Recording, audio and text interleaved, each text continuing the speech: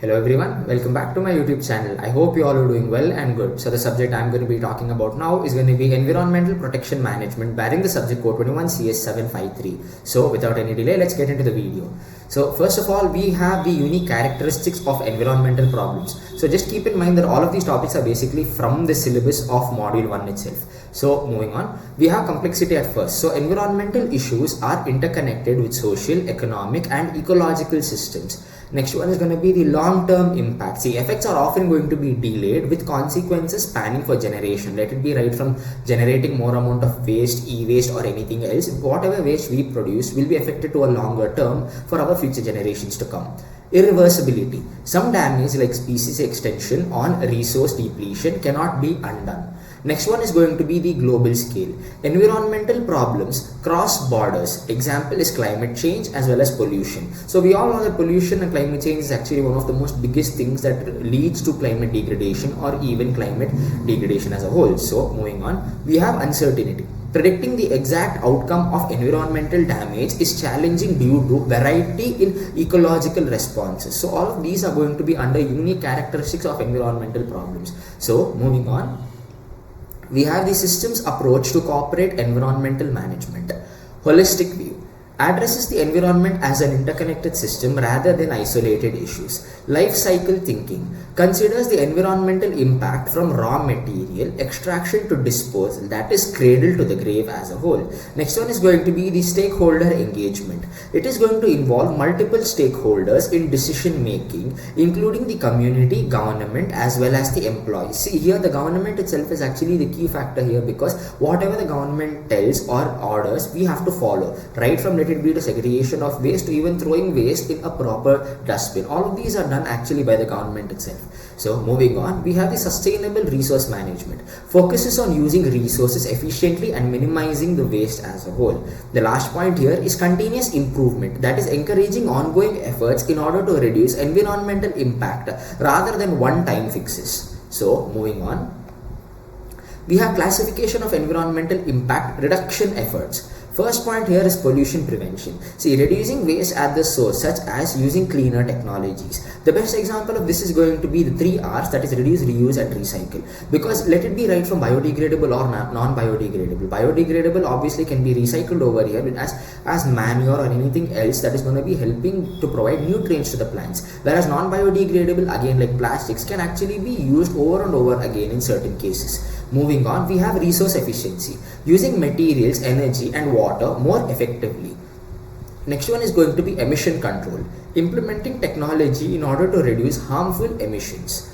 The fourth point here is waste management. Again, as I mentioned, it is recycling, reusing and safely disposing of waste. The next one is going to be ecological restoration, rehabilitating the damaged ecosystem to restore the biodiversity as well as ecological balance. So these 5 points are under the classification of environmental impact reduction efforts. So moving on, we have business characters for sustainable production and consumption.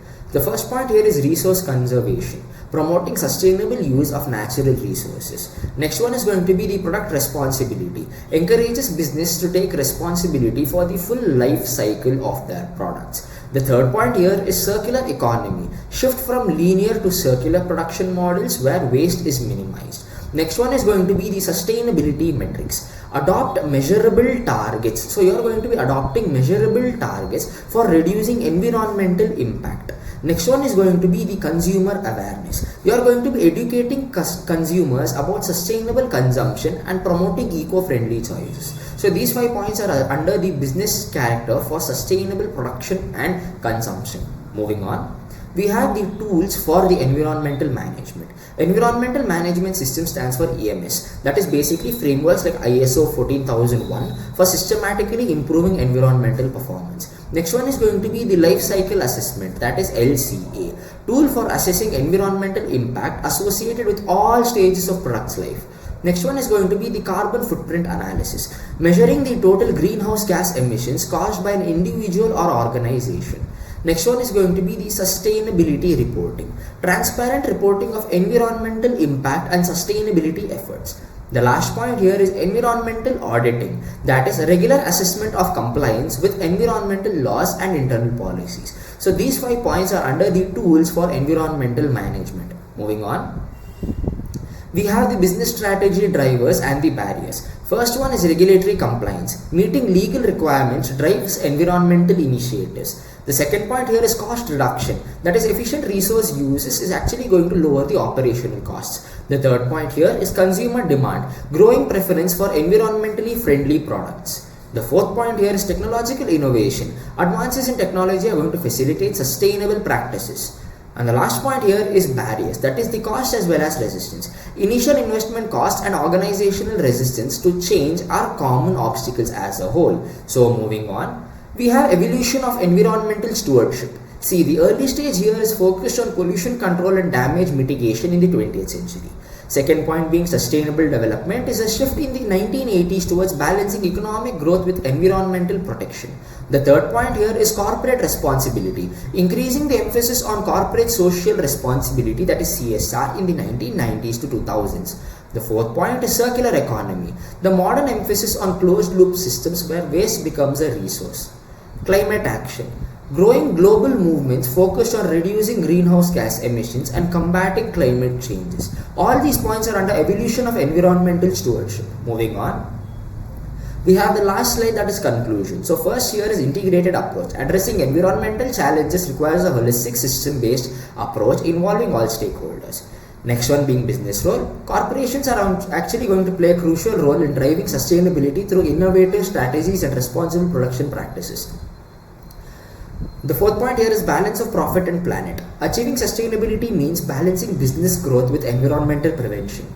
Next one is going to be future focus. By adopting sustainable practices today, we can ensure a healthier planet for further generations. I hope you understood all the topics that were dealt in this video, and thank you for watching.